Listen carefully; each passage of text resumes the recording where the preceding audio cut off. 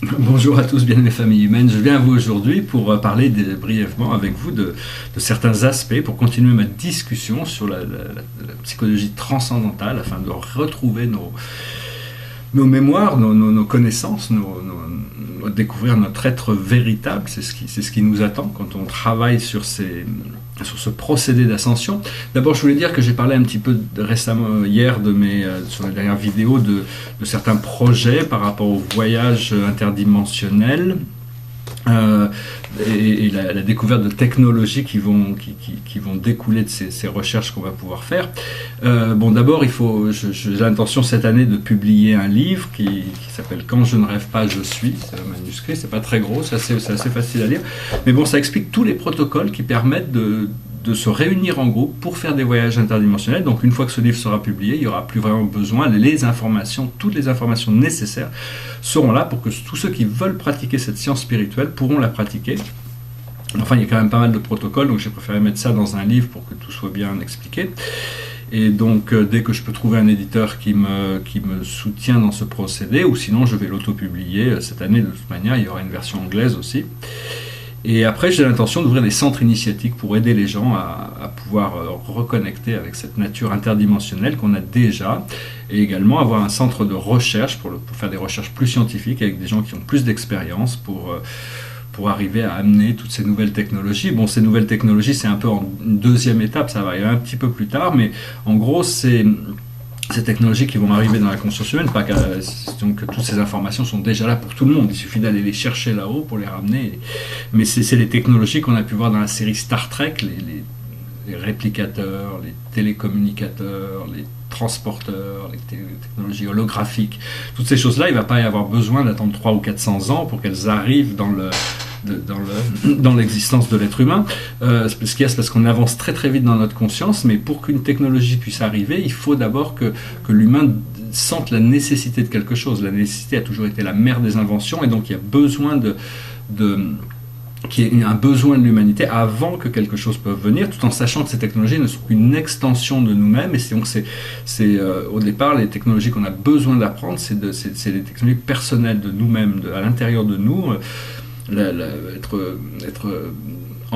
L'empathie, la télépathie, toutes sortes de connexions intérieures qui vont faire que toutes ces technologies seront là pour notre assistance et notre qualité de vie, mais si on est vraiment connecté à notre nature cristalline, on n'en a plus besoin parce qu'on peut voyager juste à nos pensées, on se pense quelque part et on y arrive, donc il n'y aura plus vraiment besoin. Mais enfin bon, il y a toutes sortes de technologies fascinantes qui vont être développées par différents groupes, j'imagine, et toute une nouvelle génération d'êtres qui arrivent, qui ont des nouvelles idées, la manière dont on va transformer notre civilisation. Ce qu'il faut comprendre, c'est qu'il faut abandonner l'ego, parce qu'en réalité, il faut se reconnaître comme une âme et un esprit. C'est-à-dire que l'ego, c'est juste... vu qu'on n'a on nous a fait oublier notre histoire éternelle, donc ceux qui ont créé un passé, ils ont créé un passé très sombre, qui leur permet de contrôler le présent et de contrôler le futur. Mais on va récupérer beaucoup de nos mémoires de notre passé ancien. Je vais peut-être parler d'Atlantis et tout ce qui s'était fait. Enfin, il y a toute une histoire qu'on a, toute l'histoire de l'âme collective sur Terre, qui a été fermée. Donc, tant qu'on n'a pas une vision plus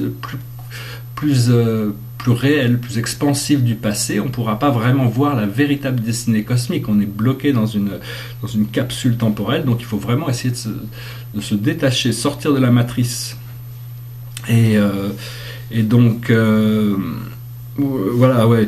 Je voulais aussi brièvement parler de quelque chose que je parle rarement, c'est de l'amour romantique. Parce que bon, on parle beaucoup d'amour, l'amour c'est vraiment la clé, mais cet amour divin, c'est plutôt un amour platonique qui est universel et qu'on doit avoir complètement intégré pour pouvoir rentrer dans ces autres dimensions. Mais en tant qu'être humain, cellulairement, c'est une sorte d'impératif biologique, la sexualité, l'attraction, la recherche d'un partenaire idéal. Toutes ces choses c'est biologiquement, on ne peut pas vraiment, à part ceux qui rentrent dans une vie monastique, sinon tout le monde est forcément confronté à ces idées. c'est potentiel aussi. Bon, l'idée, c'est vraiment savoir que si l'amour est réel, vous ne devez pas essayer d'emprisonner quelqu'un, vous pouvez le laisser libre. Si l'amour est vrai, ça revient toujours. C'est toujours, on peut pas conditionner, on peut pas enfermer l'amour ou la lumière. C'est des choses qui sont pas quantifiables. Mais on peut pas non plus, on peut pas dire je veux 3 kilos d'amour et 2 kilos de lumière, et voilà, on sait que la lumière c'est une particule et une onde, donc c'est une particule assez mystérieuse qui n'a pas de masse, donc on peut pas l'emprisonner. L'amour non plus, c'est pareil.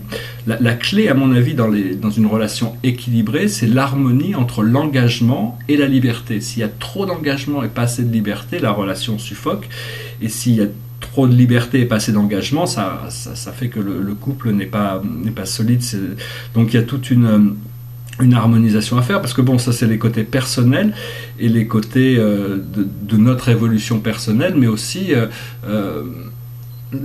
c'est quand même bien de pouvoir trouver un miroir, quelqu'un qui est dans notre qui est notre miroir, quoi. Donc c'est vraiment quelque chose qui est important. Personnellement, j'ai toujours vécu dans ma vie, depuis un très jeune âge, dans des relations plus ou moins longues, sérieuses. Puis à un moment donné, je suis rentré dans la spiritualité, j'avais beaucoup de mal à rester dans une relation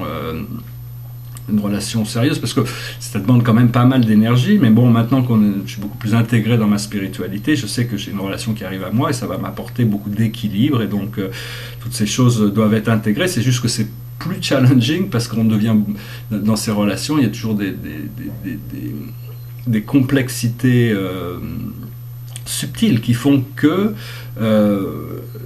il y a toutes sortes de complexités subtiles et toutes sortes de connexions qu'on a oubliées par rapport aux vies passées. C'est pour ça que les relations sont comme elles sont, pour ça que les expériences sont comme elles sont. Donc voilà, je voulais juste venir faire une petite vidéo aujourd'hui. Je peux vous souhaiter une bonne journée.